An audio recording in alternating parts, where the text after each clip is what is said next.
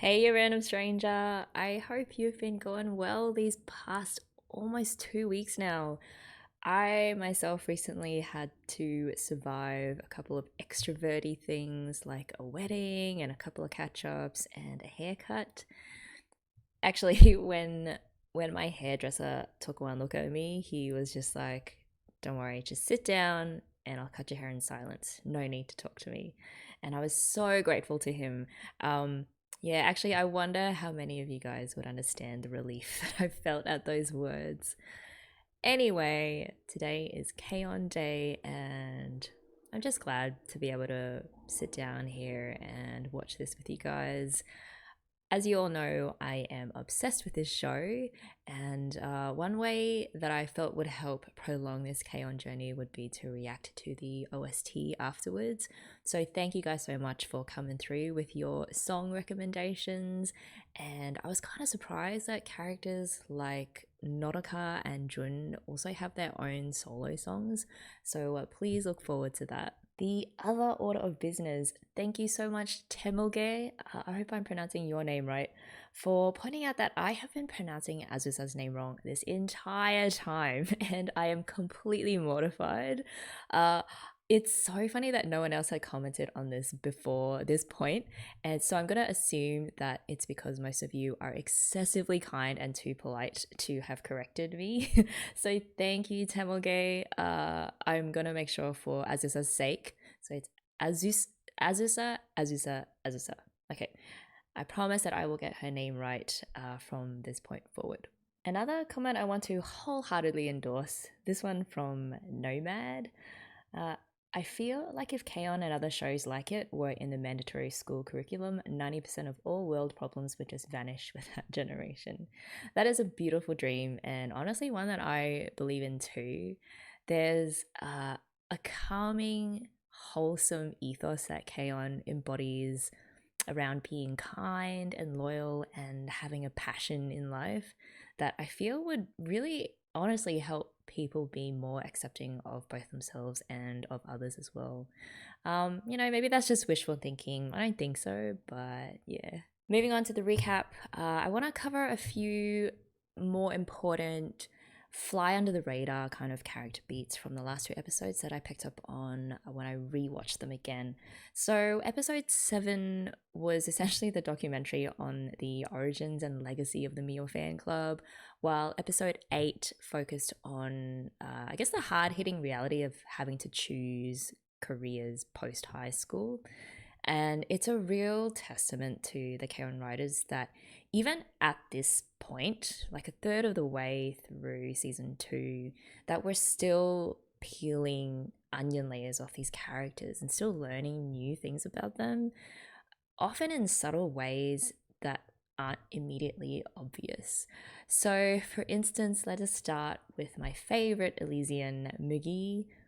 I loved when they were having that really serious meeting about who might be stalking Mio, that she had actually solved the mystery immediately, the big brain that she is, but she couldn't stop herself from first taking the opportunity to fulfill her, long held detective fantasy. And it was such a niche, nice continuation of this desire of hers to experience things that she never has before, especially as someone who was brought up in such a sheltered environment. And actually, yeah, it was Evan David who pointed out that there was another person who knew about the sticker way before, and that was Yui.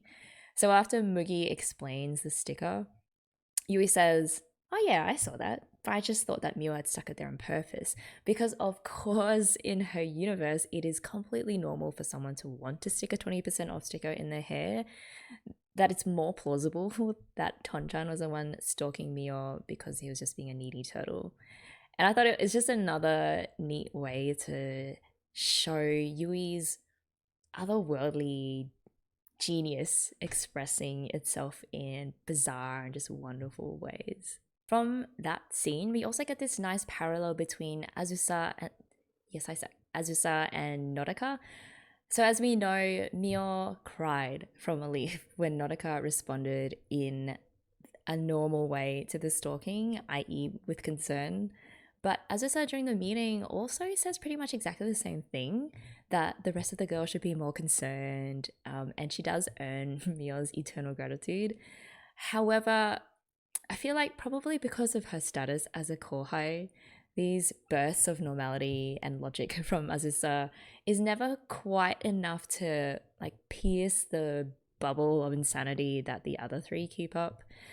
And in fact, she often does get dragged in as a fellow victim alongside Mio, as evidenced by the tea party when they force AZusa to cut the cake with Mio in their first act as a married couple, which I thought was wacky and brilliant.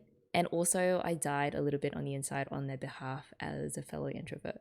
And as if they don't squeeze enough character moments into that arc, episodes 7 and 8, watched back to back, actually broadcasts a really interesting Mitsu dynamic.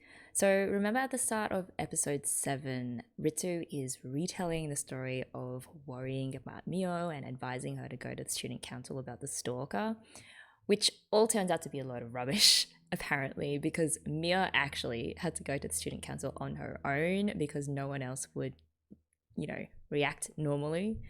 So at first we get this idea of Ritsu, she likes to embellish her memories with Mia, painting a more caring image of herself than is actually the case. But then in the next episode, it's Mia who's telling the story of how Ritsu helped her overcome her fear of public speaking.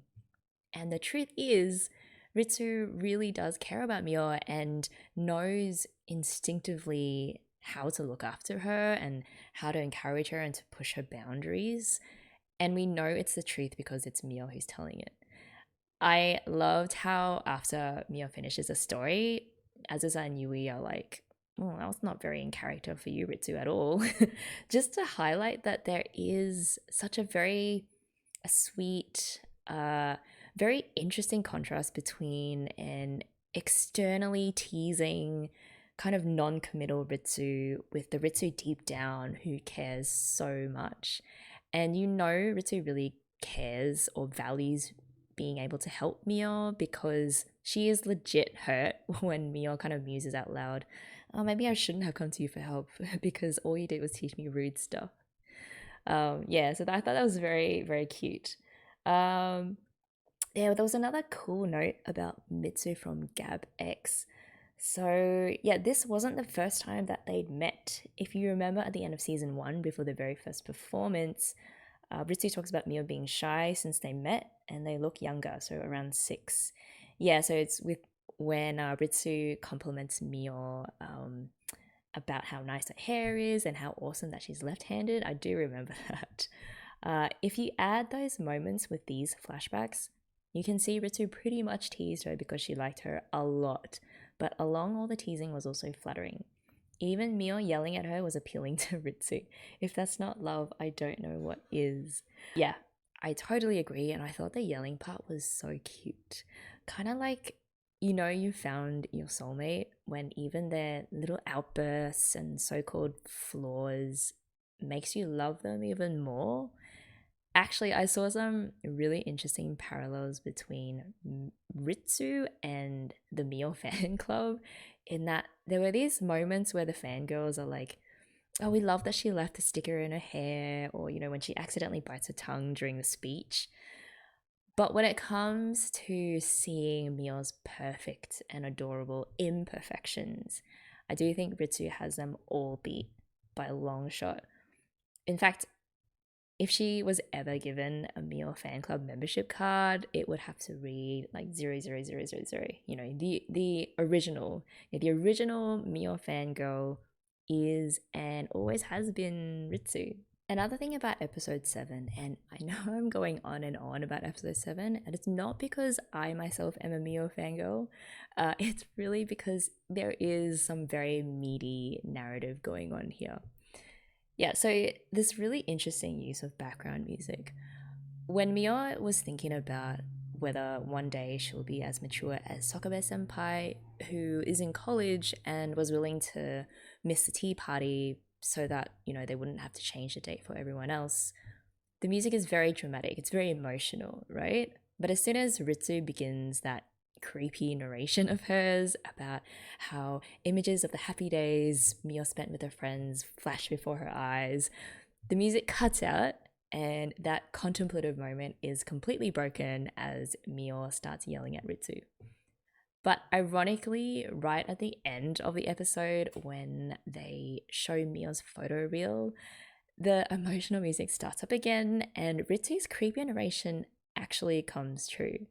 So there are images literally flashing across Mia's eyes, and she is thinking about all the good times that they've had.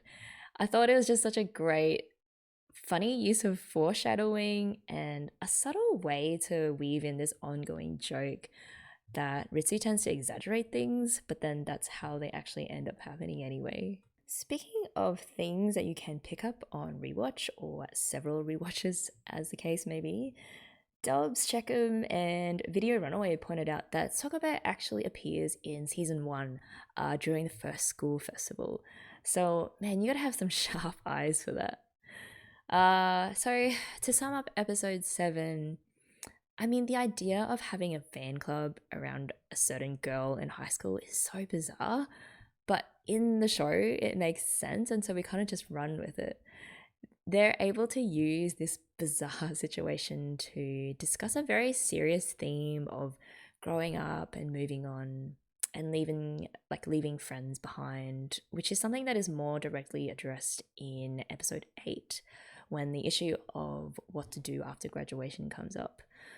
And so Mugi and Mio, the best girls with the big brains, of course, are pretty much set on the path to academic excellence, but both Ritsu and Yui don't really seem like the types to fit into the typical academic stream, which leads to this interesting, kind of weird but heartwarming conversation between Nodoka and Mio, both talking about their respective daughter and crazy soulmate, about how, we've really got our hands full with these two.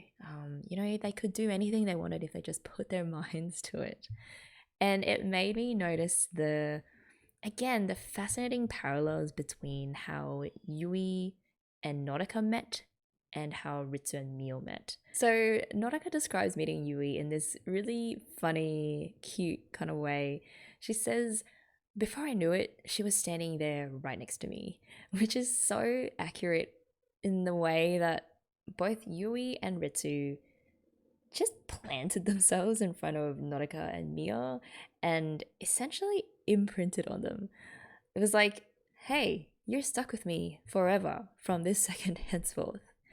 And then Mio says to Nodoka, maybe she instinctively sensed that she could rely on you and that you would help her.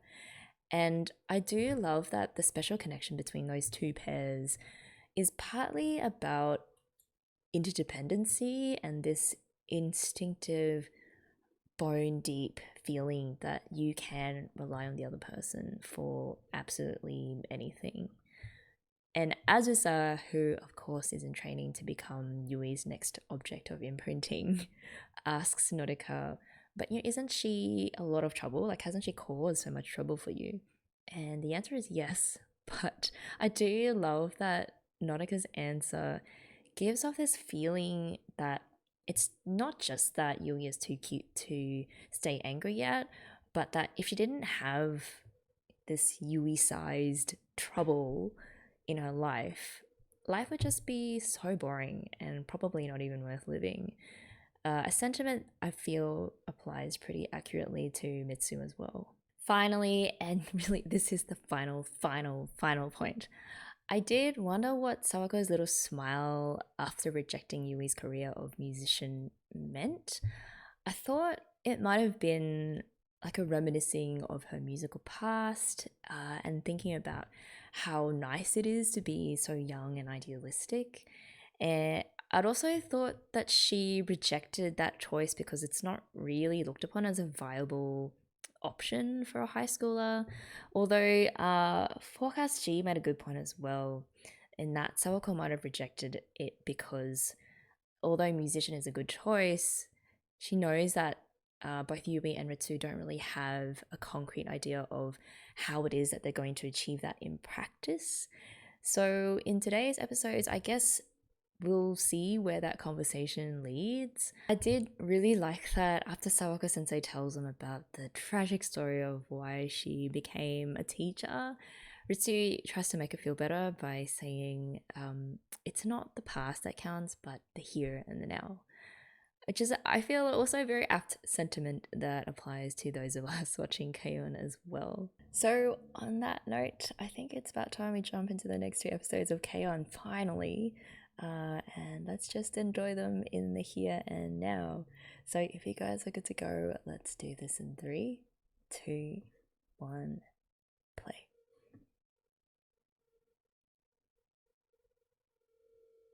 That's full time. It's kind of like the first episode that opened with Yui humming, I forget which song. It's kind of given a shock there. They're just exactly the same characters, but they're not.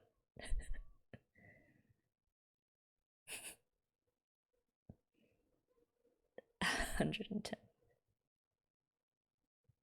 I have some maths buddies that would die if you ever told them that you can ever do something 110%. But I think with Yui it's possible. She transcends mathematical realities. Oh my god, how do we survive without this OP for 2 weeks?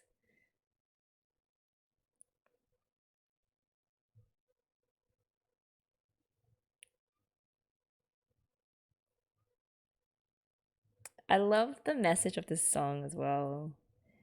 Like, it's okay to stuff up, it's okay if you're not perfect. Also, it's okay to embrace the chaos.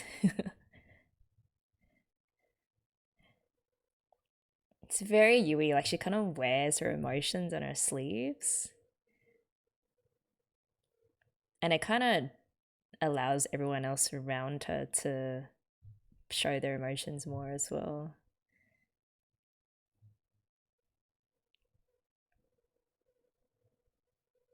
Those who have the most fun win.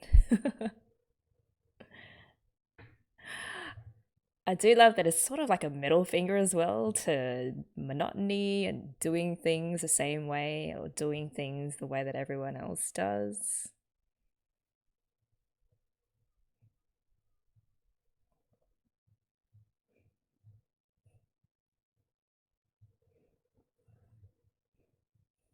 It's AZusa's face there, it's a very determined face.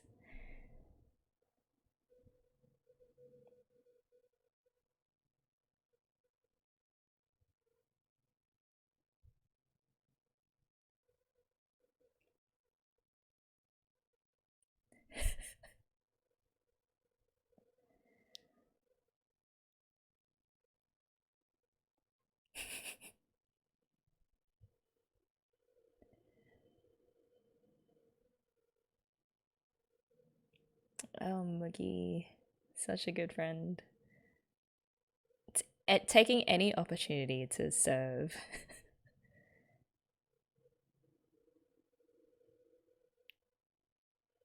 Again, these two are like the fantasy buddies.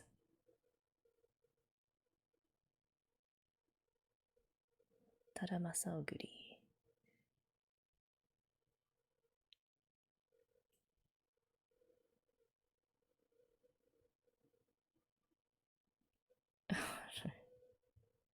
Cram session. Of course she would.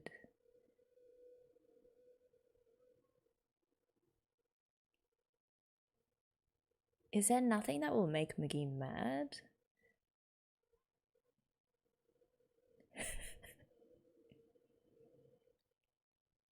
Scribble. My soul sister.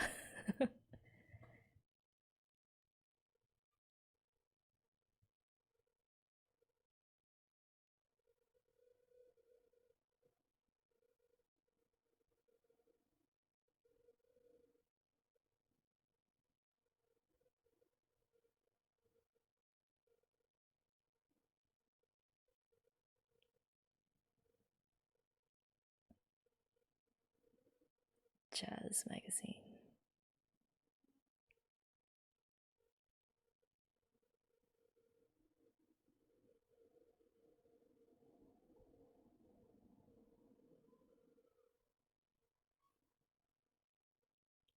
Eh? Ultra sadistic. Oh, I see.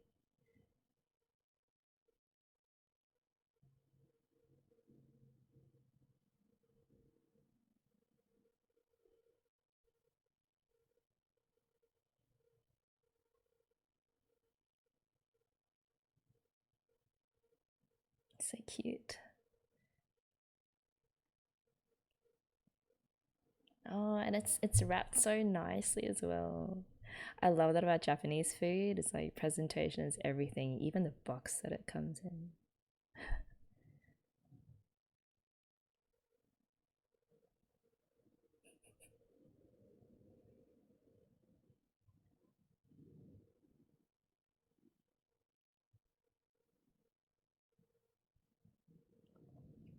Oh, she must have known Yui since she was born. She was like,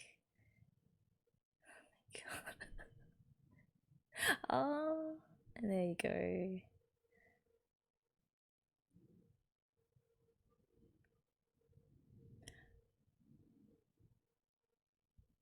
What did she lose? Oh my gosh, look at that snot. Oh, I love that Nodoka's there as well.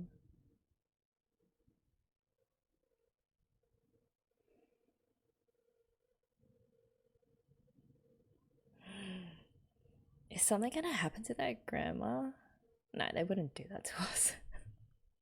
I felt like they were setting up something really emotional.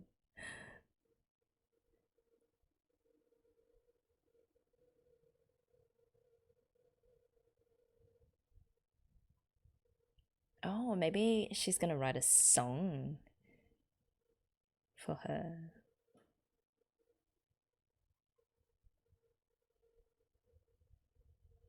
Ui, as we know, can bake any kind of cookie. She did make the meal cookies last episode. Don't disturb the zen. Just in the flow.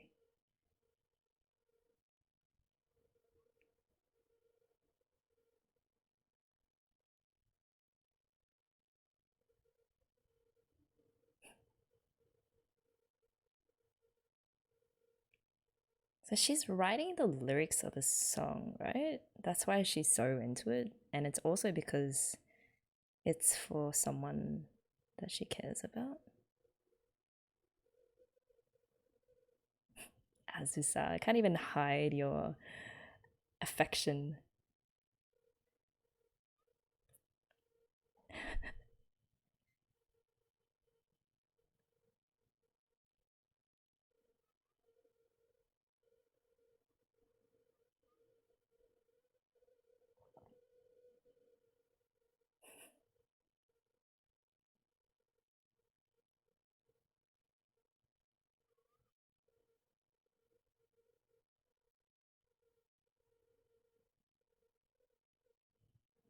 She's gonna get distracted. She's gonna buy everything except the soy sauce.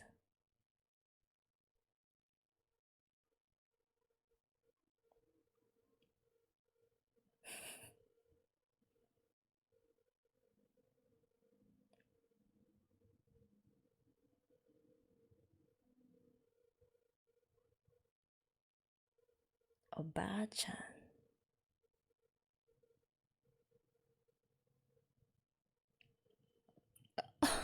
Already.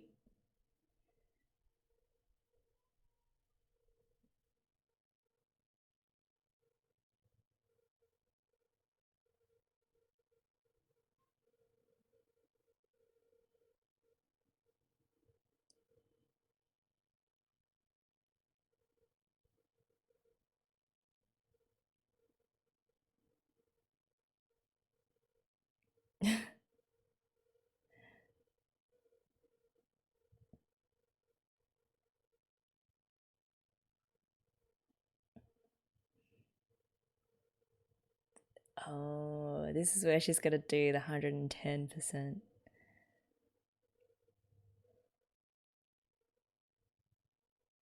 That's so cute. In Hong Kong, they also have these, I guess, uh, amateur music concerts in the shopping centers, and a lot of the old people in the neighborhood attend it. It's really cute. So I wonder if that's really common in Japan as well.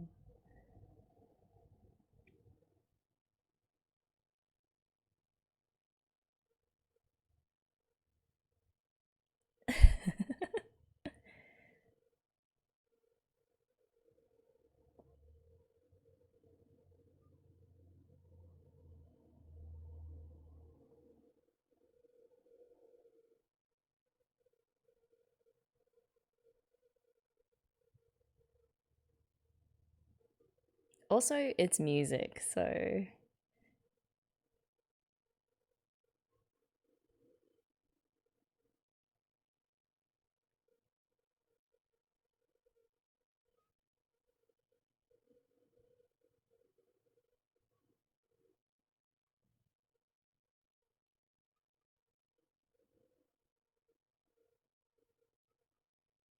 they wouldn't let her do that. I guess they would because they're kind of all pretty prioritizing study.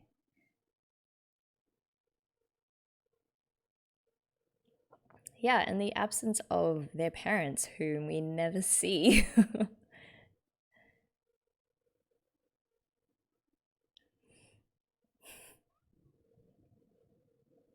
Eh? What?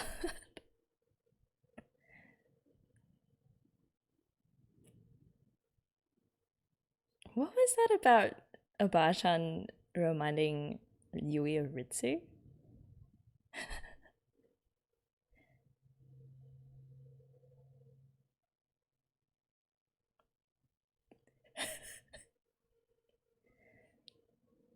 Oh. But this will have to be a song that they've already done, right?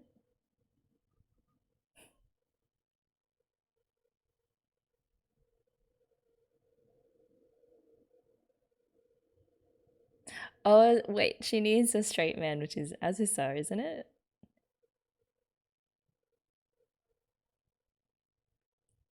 Oh my goodness, do we get an Azusa Yui duet, I guess? It looks like Azusa is not wanting to let Yui play by herself. Also, she's so cute in that off shoulder shirt.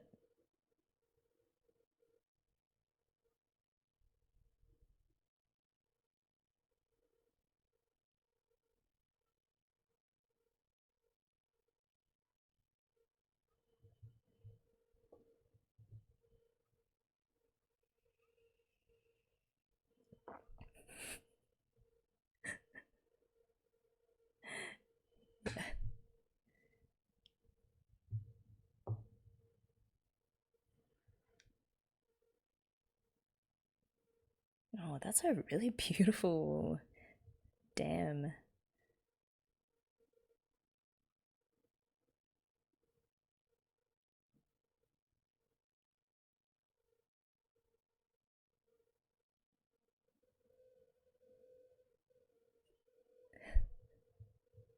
She's real worried.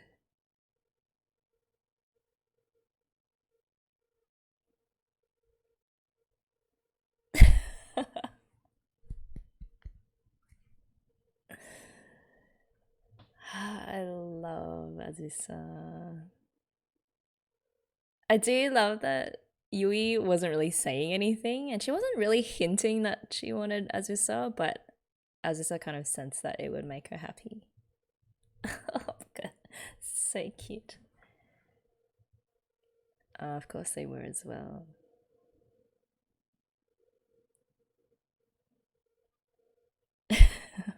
Wait, so those three are planning to join, but now that they saw that Azusa is gonna be a duo with Yui, they're just like, let's see where this ship sails.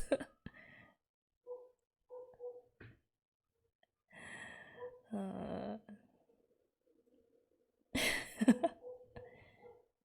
wow. Just handing Yui off to Azusa to be disciplined.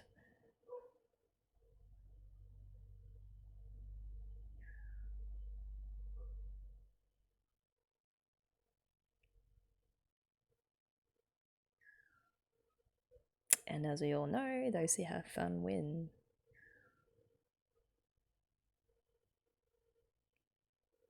Oh, it's an anchor song. I see. Oh, yes, please. Oh my gosh, that would be epic.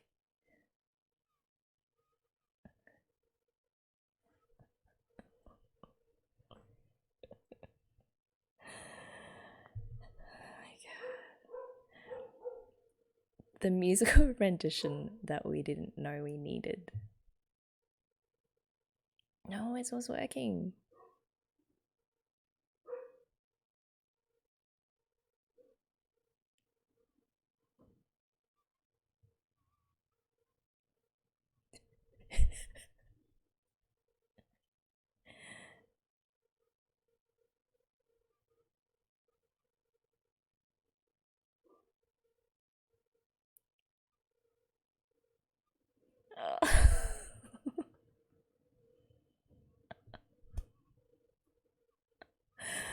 Oh, I'm dead. I'm dead.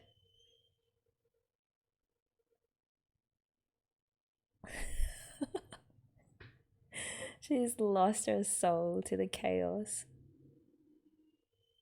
Oh.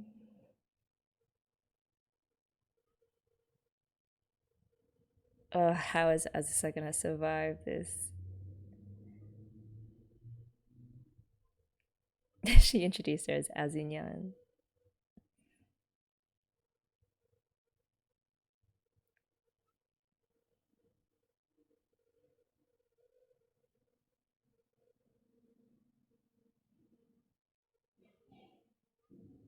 Oh, I love that we get this episode that focuses on this shit.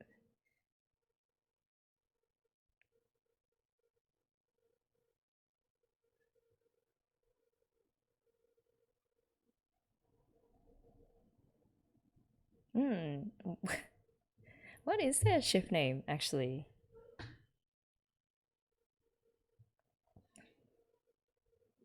Yuiazu. Okay, that's simple, but it works.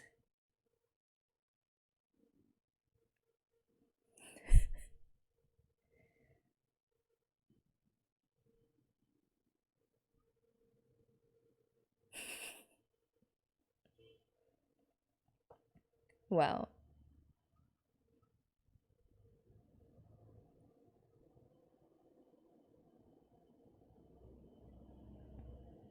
So they have an actual rule where you can't use a music room during exam period.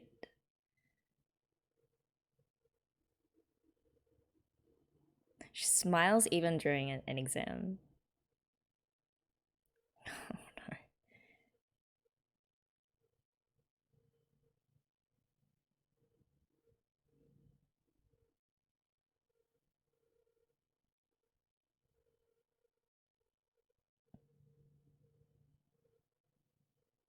Oh, good old Nodoka always looking out for Yui. Oh, I love that. The shamisen, I think. Oh, they're all so cute. Yeah, sometimes these events are pretty dull. But the shamisen is amazing.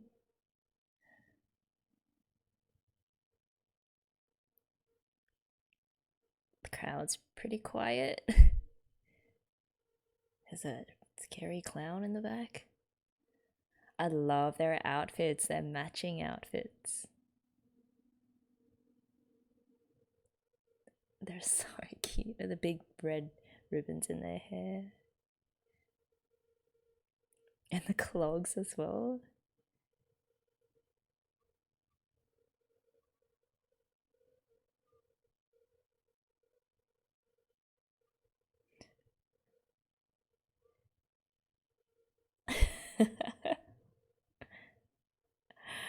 Here they go. Oh, the crowd's waking up now. Oh, Camille.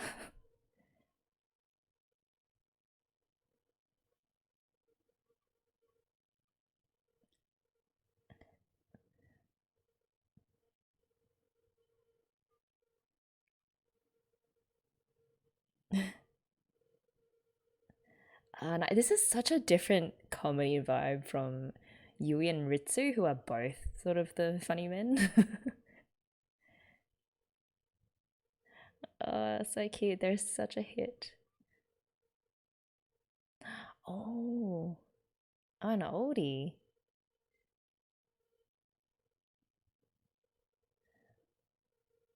Oh, I love this acoustic version. It's like a broken down chill. Oh, the dun dun.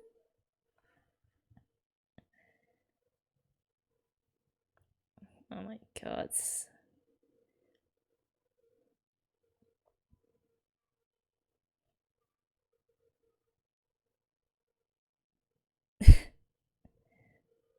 So ironic, pulse pounding passion, and it's just this like very turtly slow beat. I love it.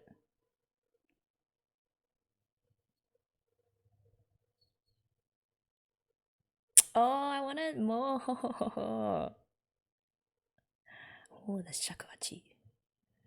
That was way too short, man. There has to be a full version of that on the OST, right?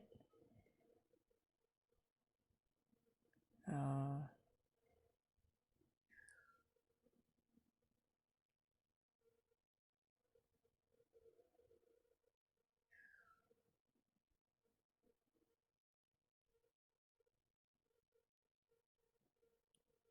she looks so different with her hair done that way.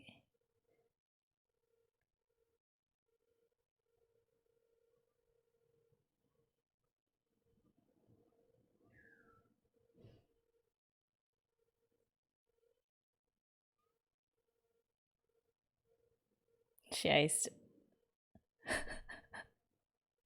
Again, it's like that like laser focus of hers.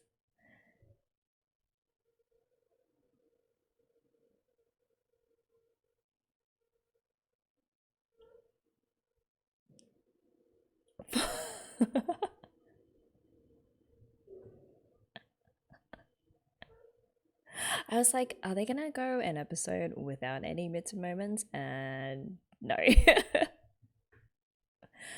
Oh man, I love that version of the ballpoint pen song.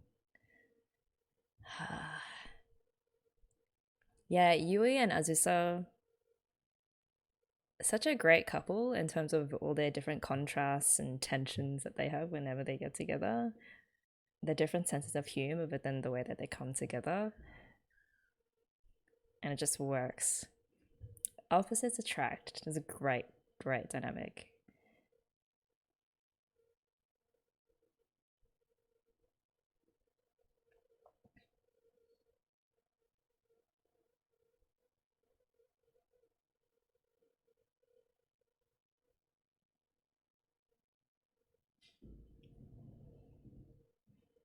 I love grungy Yui without the hair clips in her hair and kind of just falls over her face.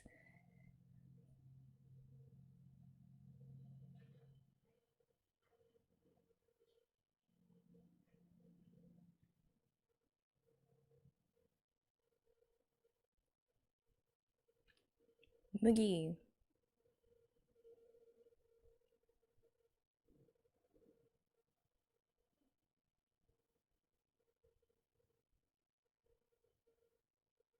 All right, let's go on to the next one. All right, guys, we are just about to start episode 10. But before that, I kind of went back and did a really quick rewatch of that scene where Yui, actually puts her mind to things and tries. For some reason, I had thought that she was writing some song for her next Onoma, but that's not the case. So I think she was able to really like switch on her focus and study. Was partly one because she was thinking about how her next door neighbor had been so kind to her over all these years and was really encouraging her to do her best, but also because she had promised herself that she would put 110% into her study. And so we all know, like, once Yui puts her mind to something, she just knocks it right out of the park. Yeah, so I really like that episode. Also, like, just a really random fact in case you're interested. When they pause on Yui's textbook, It's actually an entry on Kathy Freeman, who is, of course, like a really famous Aussie runner, Aussie Olympic runner, which I thought was so random and so cool. Anyway, let's get to episode 10. If you guys are good, let's do this in 3, 2, 1, play.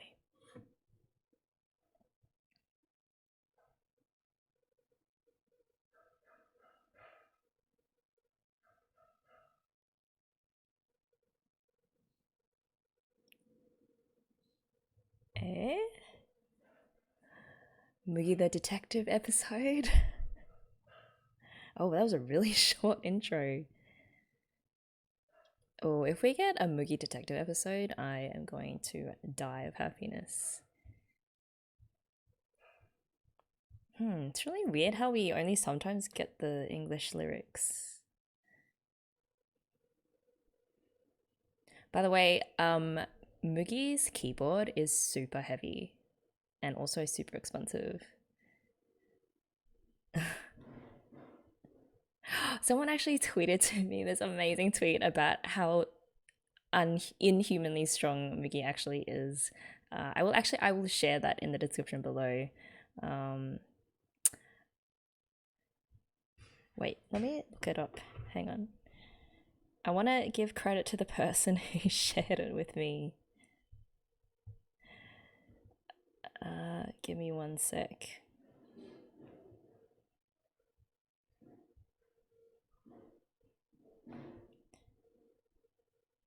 Aku at Glass Nomad. Thank you so much for sharing that with me. I can't speak. Okay, so Mugi's keyboard is a Korg Triton Extreme, and it's about 16.9 kilograms.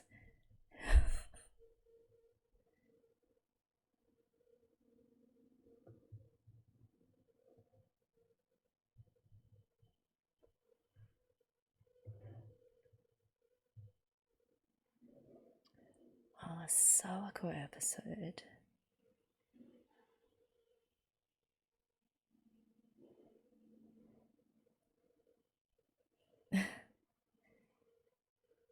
She comes to the HTT club to be pampered.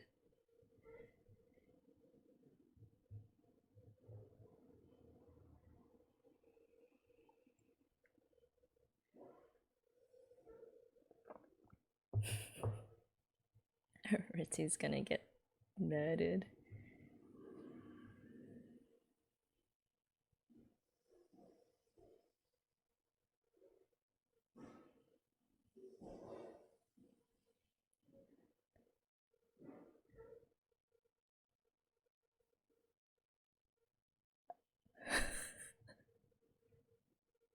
A little bit. Oh, I love those see-through cups that they have. It's random. Oh, is it her ex?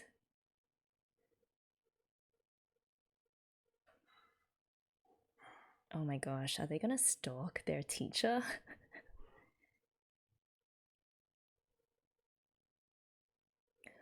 It's a cheeky face of hers. Sensei?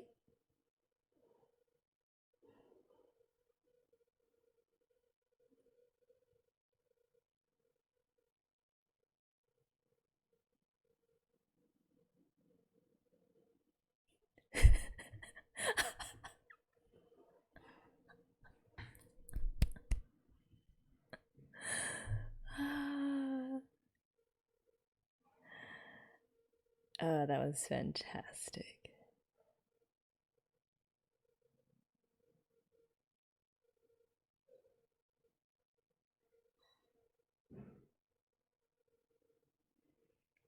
Here we go. What else did you expect, AZusa? There's a second fantasy coming true.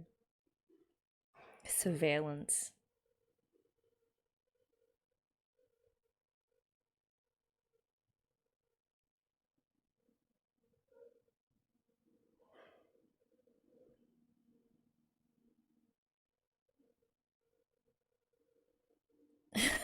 so funny how they're like, I can't believe it. She really has a boyfriend or girlfriend.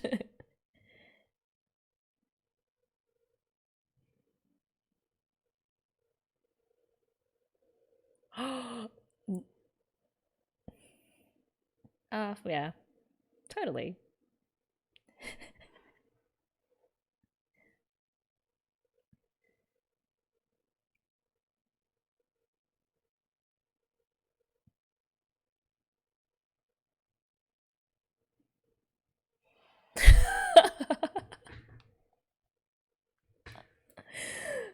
Oh my goodness, the timing of that like motorbike that just past.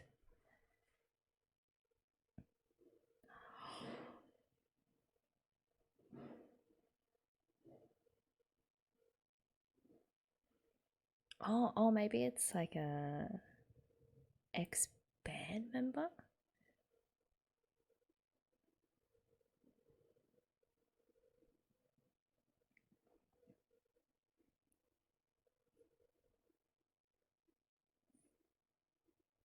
So not sus at all. Come on, guys.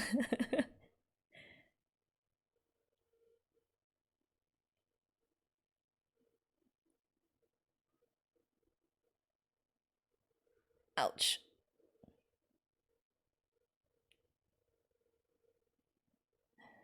It's just a bunch of high schoolers being sus as.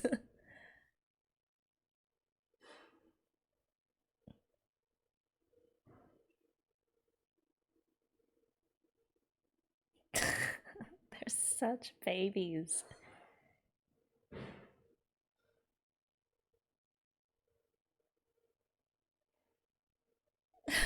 The waitress is like,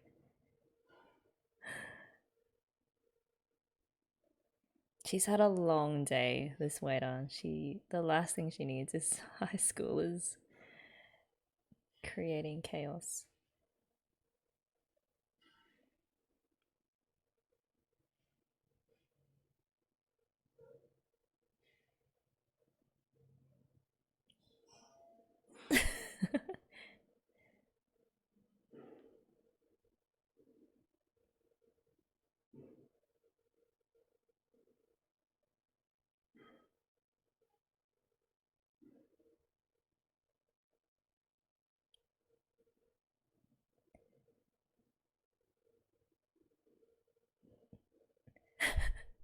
Ritsu always coming in with the practicals.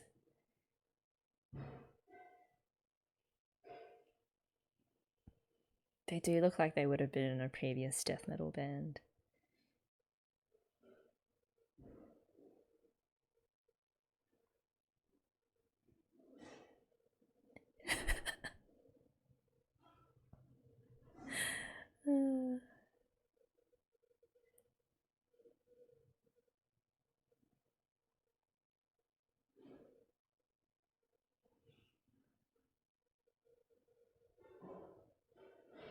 Is Mugi like holding a bun?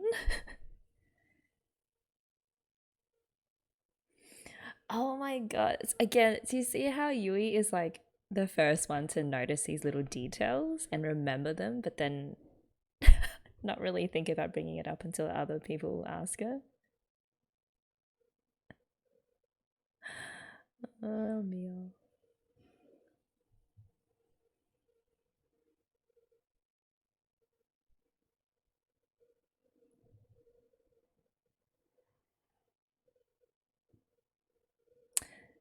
Yeah.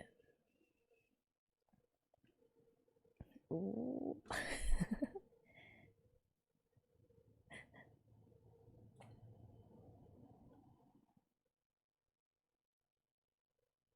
An axe. Oh, I love that little restaurant that they're in. Oh, that riff.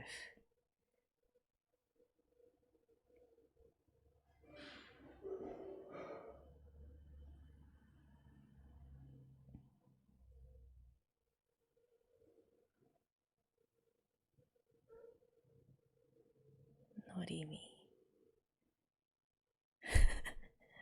What?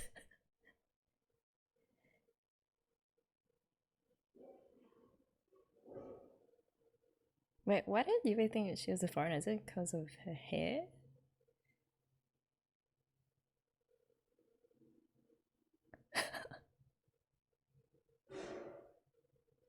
Oh my, I love uh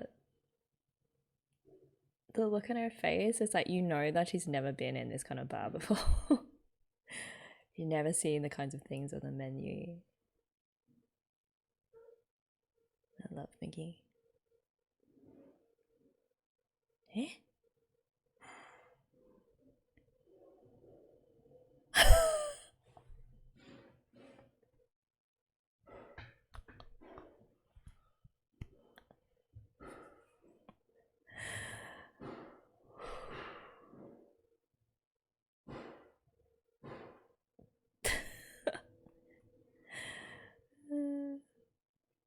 The comedic timing in these episodes have been off the hook.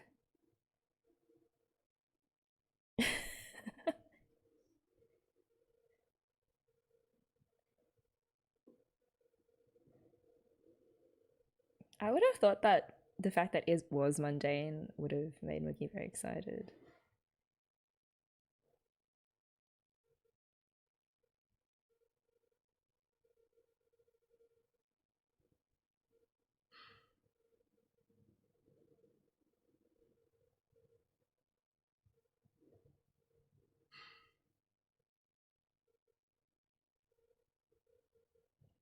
What was that? Was it that she just kind of felt relief that guitar was back in her hands and not being played by someone else?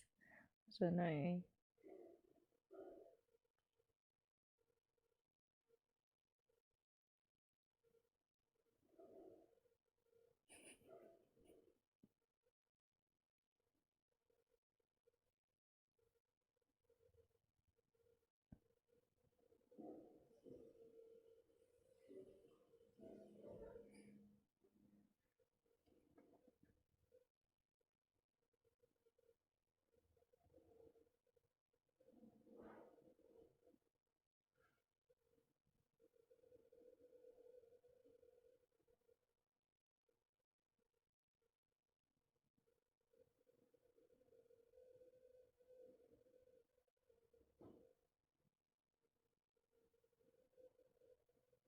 It's gonna be something completely off topic.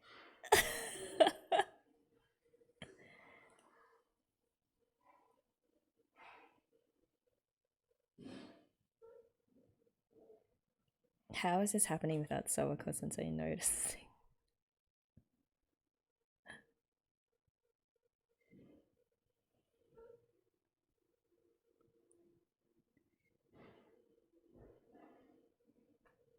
Oh my.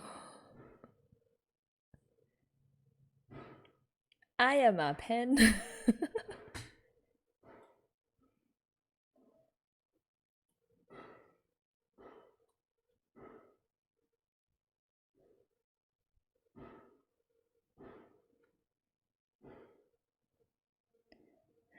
Oh my god.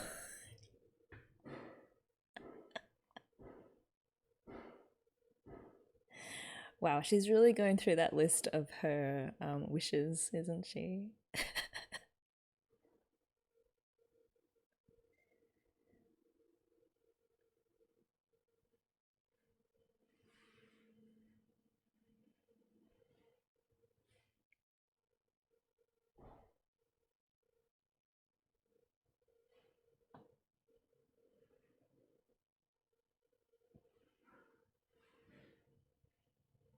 It's gonna be hard though, like she's got that image of hers to protect.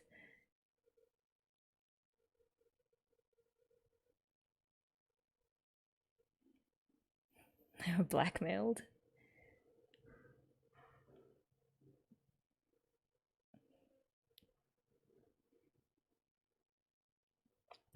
Make them practice till their fingers bleed.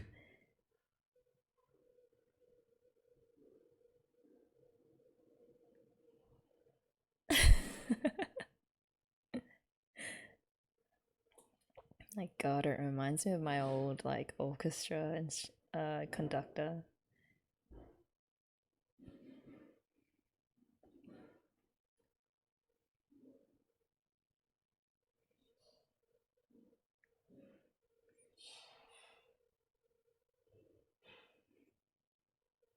Mugi seems disappointed that it was a joke.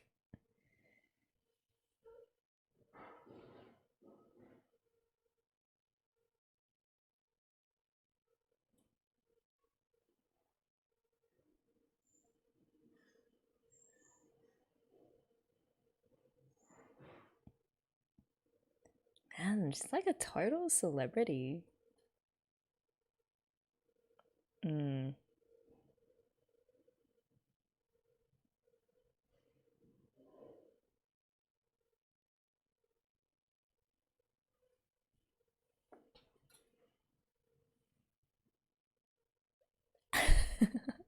I really like this naughty me.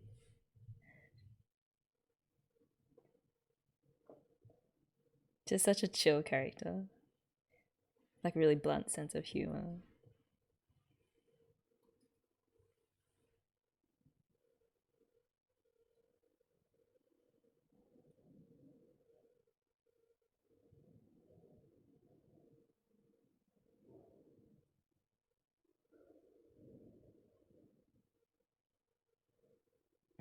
Yeah, it's that theme again of what they'll be like when they grow up and leave high school.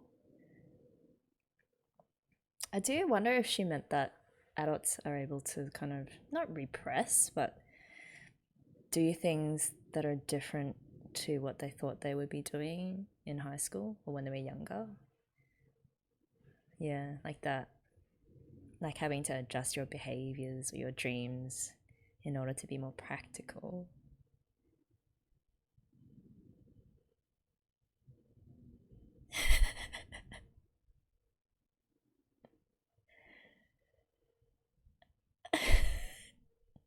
They're concerned. They're like, should we call emergency department? Death Devil. Oh my gosh, we get to see all of them.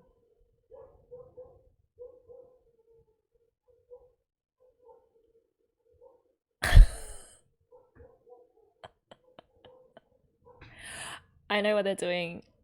They're gonna play until it annoys Sawako so much because they're not playing it properly. Holy crap.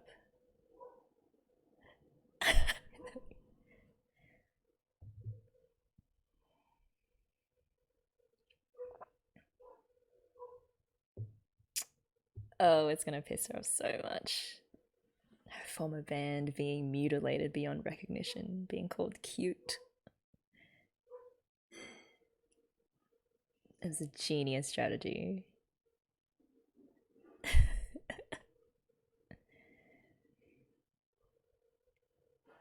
Oh, look at that soul just trying to claw its way out of her.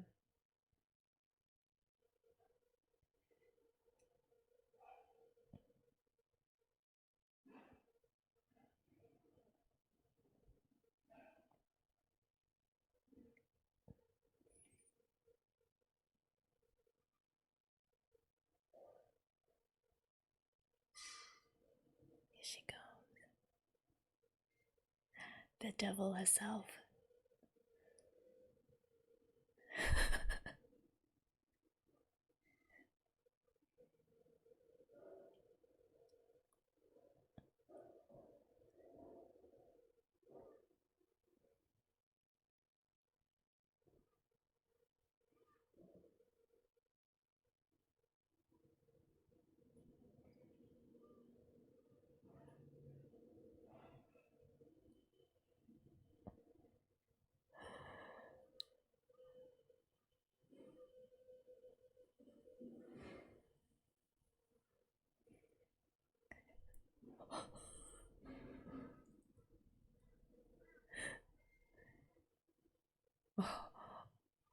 Oh, voice, what happened to it? Oh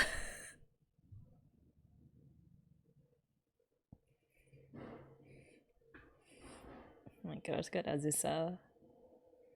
Oh my gosh, they actually sing.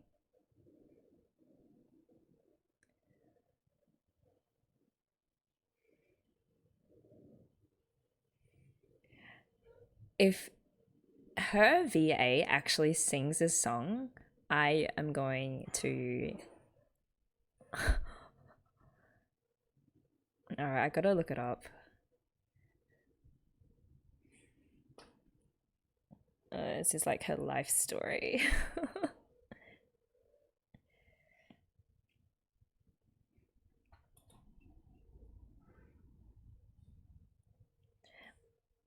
Why are they holding maracas?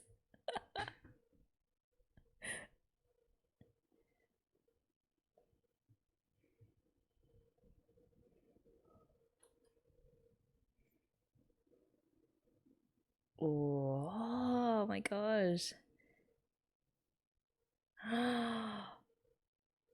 Ah, okay.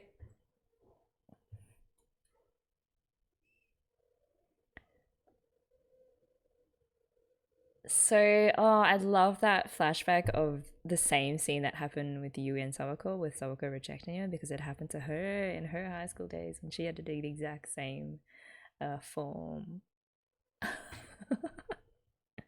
That was excellent. I think she really needed that release. No man, imagine like if a high school teacher was like that. They'd be like total rock stars at the school. I do wonder though, does that mean that she will accept Yui's choice of musician now? She's got her own fan club now.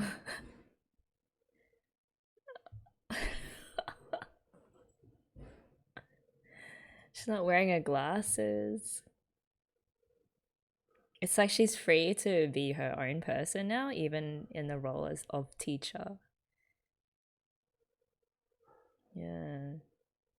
Yeah, so maybe she will be more supportive of Yui. Like she always was, but she thought that she had to do what a normal teacher would do and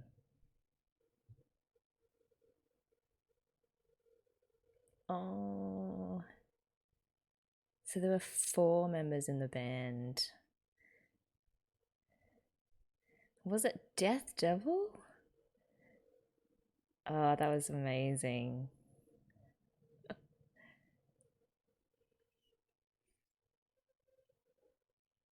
It was like so Sawako's singing voice is similar to Mio's, like in that kind of lane of like hard rocker voice. But yeah, just singing a song that's just way harder. Like,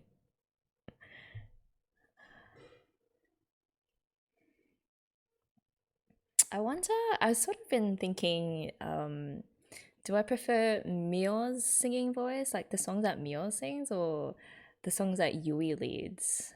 And I know that is like a heretical question. I do wonder what people think though, because they tend to go for different styles of songs. Like Mio is kind of like this, way more serious and rocky and moody, whereas Yui is like the really bouncy, hyper, passionate kind of songs. So maybe there is no like it's I don't know. It's kind of comparing apples and oranges, you know. I'll have to think about that. All right. Hey guys, I love those 2 episodes. Episode 9 for the way that it allowed us to enjoy the Yuiazu duo and their unique brand of straight man, funny man humor. But also in that episode, we got to meet Oba-chan, Yui's awesome next door neighbor, and see how throughout Yui and Ui's childhoods, she has always been there to look after them and to cheer them on or to, be there for them when they're upset. So to have that be part of Yui's motivation to study hard while also being able to perform at the concert was really sweet. And I just love the way that Kaon found another way to show that once Yui sets her mind on something or loves someone so much that she would do anything for them, she can pretty much achieve anything. And I actually really like that detail because not all of us grew up with great parents if they were there at all. And often it's other adults in our lives who stepped up and made a big impact on us or, prevented us from going feral. It could just be that Yui's parents are, away working or on a trip and are actually really great parents. I don't know. I feel like we did see them in season 1 like once. But yeah, I just feel like the elderly next door neighbor is probably more widely relatable. In episode 10, that was a shocker of an episode. We finally got to see Death Devil, Sawako sensei's former band, in action, and they did not disappoint. I do listen to heavy metal from time to time, but very few actually that are all female, so maybe I've got to look up some of them because they sounded awesome and so powerful. And yeah, they really embodied the soul of rock. To see Sawako be unable to restrain herself from like jumping out of her seat to stop the cute high school girls from further besmirching the reputation of her former rock band was a really excellent character beat. It was such a neat way to open up a path for Sawako to start accepting that part of herself, the part that still lives and breathes rock and roll. So hopefully from now on, Sawako can be more free to express who she is and that she doesn't have to repress that part of herself that is perhaps not as squeaky clean as the image she strives so hard to build in that little school community. The other highlights of the episode, seeing the HGT girls dressed in these hardcore rocker outfits, while also for some inexplicable reason holding maracas or shakers. I also think the real star of both of these episodes actually were the jokes and the situational humor. I do honestly feel like they're getting better and better as we go, and not that the humor in season 1 was bad. It's just you can definitely feel like the writers were getting more and more comfortable in putting their characters in all sorts of situations and being able to sense sort of instinctively how they would react or respond. Alright guys, that is it for this reaction. As always, I am so appreciative that you are still here watching with me, and it doesn't end here because I'm very much looking forward to chatting with you guys in the comments. So until next time, do enjoy the moments that you have, and I will see you all really soon for episodes 11 and 12.